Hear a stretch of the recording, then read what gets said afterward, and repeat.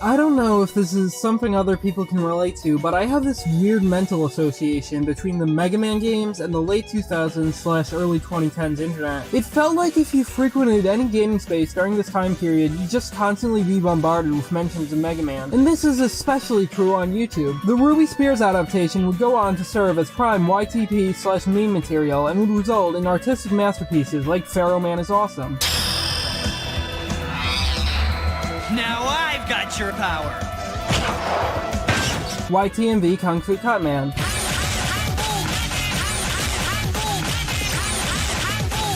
And Gutsman's Ass.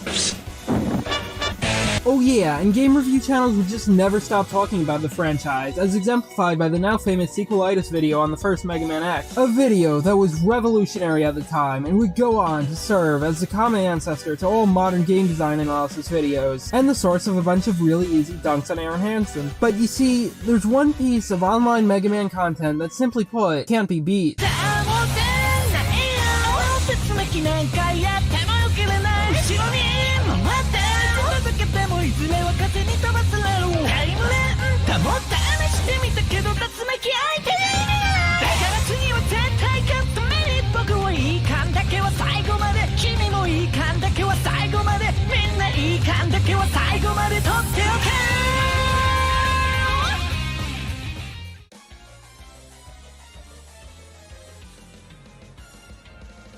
Airman is one of the 8 Robot Masters in Mega Man 2, and if you're expecting him to be one of the absolute hardest boss fights in all of gaming, he really isn't. Sure, his air formations are tricky to dodge and can also block your shots, but if you abuse iframes, you can make quick work of him, even without his weakness. He's not uniquely bad for Mega Man bosses, considering this is the same franchise that gave us the Yellow Devil, Dynamo Man, Wily Capsule 7, and the Boo Bean Trap. But considering how Mega Man 2 is the Mega Man game that most people start with, Airman's infamy makes a lot of sense. If you're not familiar with Mega Man or hard games in general, Airman is going to be a rough wake-up call. In fact, he's part of a group of 3 Robot Masters that I would like to call the infamous trio. The other 2 members are Woodman and Heatman. Woodman is the most tame of the trio, but he's in there primarily because he's the Robot Master who gives you the Leaf Shield, Airman's weakness. And just like Airman's tornadoes, his leaves block your shots and are just hard to dodge in general. But unlike Airman, he is at the very least damageable by Metal Blades, which if you don't know, are absolutely busted. And then there's the last member of this infamous trio, Heatman. Heatman himself isn't that hard to deal with. It's his level that's the problem. This thing right here is called a Yoku block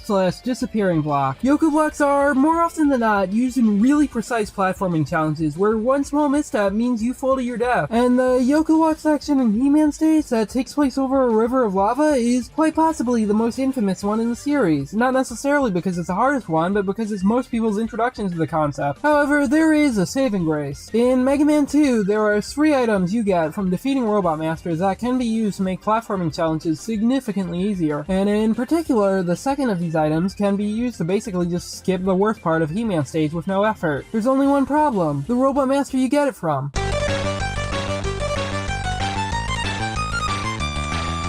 Then the 80s ended, and sometime after, an obscure invention called a website was created. One of these websites was called Nico Nico Doga, which was a Japanese video sharing outlet. One particular form of content that was popular on Nico Nico was doujin music. Doujin music is a type of Japanese self-published music that often involves existing intellectual properties. And as far as the Mega Man franchise is concerned, there's 2 particularly notable doujin songs. The first is Omoide wa Okusenman, or in English, 110 Million Memories. The instrumentals were a remix of the classic Wily Stage 1 theme, and the lyrics delved into themes of growing up, working a shitty monotonous job, and losing sight of what you enjoyed as a child. But the song still manages to end on a more hopeful note.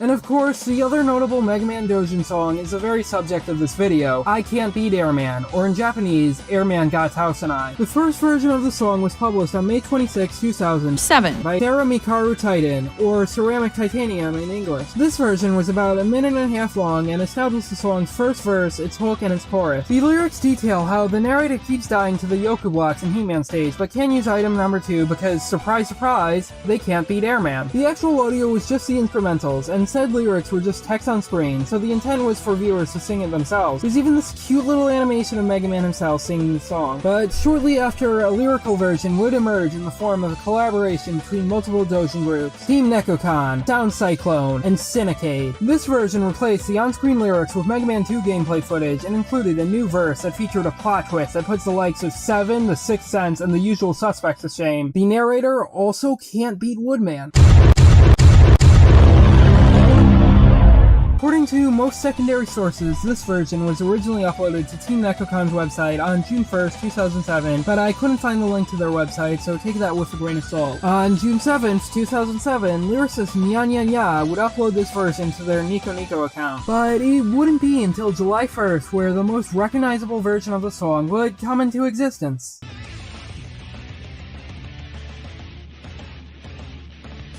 This version was also a collaboration between the three aforementioned groups, but the musical arrangements were significantly improved, and more importantly, there was a fully animated video. The animation delves into several different styles, and even with the late 2000s era resolution quality, it's still really visually interesting. You've got these full-on fight scenes against Airman and Woodman, these cute little intermissions with enemy sprites bopping along, and these really cool sepia-colored frames of locations from Airman stage. All of these visuals really complement the absolute bop of the song that this version is. So it's no wonder why this version would become the de facto version of the song. It would even get a commercial release from Team Nekocon. An EP containing both the song itself and an instrumental version was distributed at the Comiket Doujin market in Japan. And soon enough, this EP would actually become available for purchase on iTunes, which must have been crazy back in the day. But while the song was made by and for Japanese speakers, it would eventually find its way to English speakers through re-uploads to YouTube. In particular, there were sub versions and dub versions. The earliest sub version I could find was from a user with the handle SaviorXTanrin, although this upload has since become unavailable. But in 2009, another user with the handle LazarusDS would update the subtitles and create the version of the video that most English speakers watch. And unlike SaviorXTanrin's version, LazarusDS's version is still up to this very day. As far as versions of the video that were dubbed into English are concerned, there are two main options. You've got one from Nya Nya Nya, who went back to rearrange the song's instrumentals and sing the lyrics in English.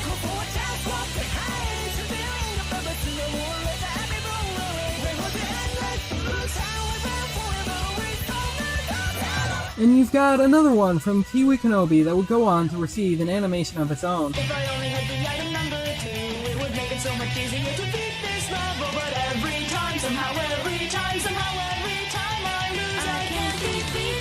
And no matter how I try to dodge all these tornadoes, he just kills me again. So with many people of two different languages exposed to the song, it's only natural that a bunch of different remixes would emerge. So many remixes, in fact, that I can't hope to mention every last one of them, so I'm just going to go over some of the highlights. For starters, there's remixes that exist for basically every song, like a Mario Paint remix and a Eurobeat remix.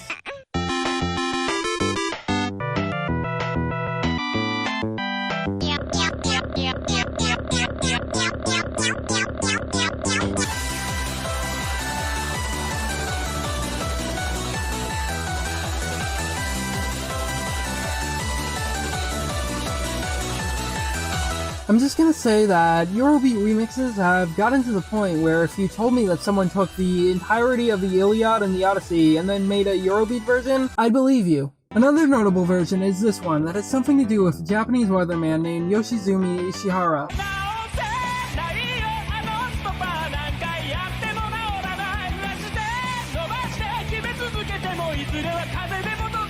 There's also I Can't Beat Tree Man, which is about an Ace Attorney character named Corcus Alba, who became a meme among fans of the series for his ability to use extraterritorial rights to extend his case. I can't defeat Tree Man, no matter how I contradict his testimony, he just don't get together. And even though I use basic logic, it's no use, he has another law to get away in the end. Then there's the 10th anniversary edition. In this one, Sarah Makaru Titan, Nya Nya Nya, and Team Nekocon teamed up to rearrange the song and create crisp new animations, thus improving perfection.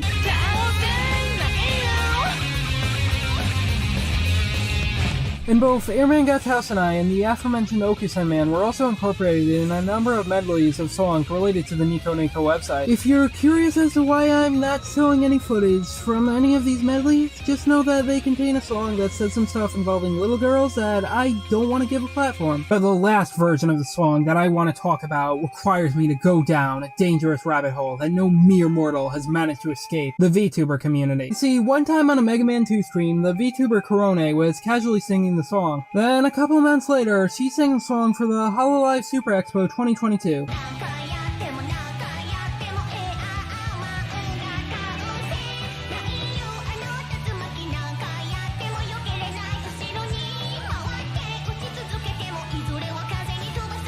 She also did a flip once, and people really like that. Let's move on so I don't have to spend any longer pretending I understand VTuber shit. Now, while remixes are the bulk of the Airman Gatousenai fanworks, there's still two really interesting fanworks that I want to discuss. The first is a Mario 1 ROM hack called Mario vs. Airman. Take a wild guess what you do in it. There's two levels in this one. One that's a one-to-one recreation of Airman stage, but with Mario instead of Mega Man, and another that uses the base elements of said stage to create something even more challenging. And the song that plays in both levels is an 8-bit version of Airman Gatousenai. At the end, you fight Airman himself, and based solely on gameplay footage, he is significantly harder than his official version, but that's mainly due to how different the character you're controlling is. Unlike Mega Man, Mario dies in 2 hits, so tanking hits and abusing iframes aren't valid strategies anymore. Even one of the most prolific Mario speedrunners had some trouble with this hack, so that should tell you how tricky these two levels would be for Joe Schmo. I am absolutely incompetent at official 2D Mario games, so I would dread having to play these two levels. The other notable thing related to Airman Gatousenai is the surprising presence it has in the Osu community. There are several beatmaps for the song, and my non-Osu playing self was even able to find one as early as 2007. The most notable of these beatmaps is one by the name of Holy Shit, It's Airman! From what I can gather, this map is one that is generally accepted to be at the skill level of people with a 7-digit ranking or higher. In addition, getting a full combo on this map has become some sort of rite of passage in the Osu community. And that's pretty much it. There's way more fan creations I could talk about, but if I went over everything that spawned from this dumb song, I'd be here for an eternity. I guess the common link between everything I talked about until now is that Airman Gatousenai is fundamentally a community effort. Not only was the most well-known version of the song a remix of something that came before it, but it was also a collaboration between 3 different groups. And when remixes are taken into consideration, this silly song about a silly boss from a silly Sprimble game essentially becomes people from all over the world working together to allow something to reach even greater heights. But surprisingly enough, said heights include official Mega Man content. Yeah, Capcom themselves have been in on the joke at some point. For starters, I've heard a rumor that Keiji Inafune said he enjoyed the song, but I can't find any concrete evidence that this is true. It's definitely in the realm of possibility, but until there's solid proof, I'm just going to assume that this is bullshit. This is probably for the best. The last time people quoted a game developer without a source, it resulted in that one unholy Miyamoto image that everyone keeps spamming. But even if we're sticking to stuff with actual evidence, we still have a wealth of choices. When an Airman costume was added to Street Fighter V, the official Mega Man Twitter account responded with a reference to the meme. And beforehand, in issue 11 of the RC Comics adaptation, Airman makes 2 clear nods to the song. During Mega Man's 25th anniversary, the Rockman Holic album was released and featured many remixes of songs from throughout the Blue Bombers history, and one of these songs just so happened to be Airman Gatousenai.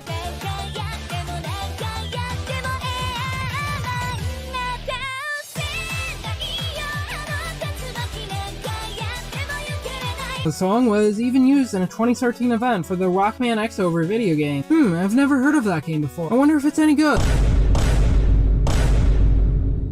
Casual reminder that being nice to fans once doesn't excuse soulless corporations from engaging in shitty practices. Cough cough Sega, cough cough. Anyways, I guess what we can learn from Airman Gatousenai is that we are stronger together. If all of us as humans can set aside our differences and unite as one, we can do great things. And by great things, I mean making a dumb song about how we can't beat a video game boss that isn't even that hard.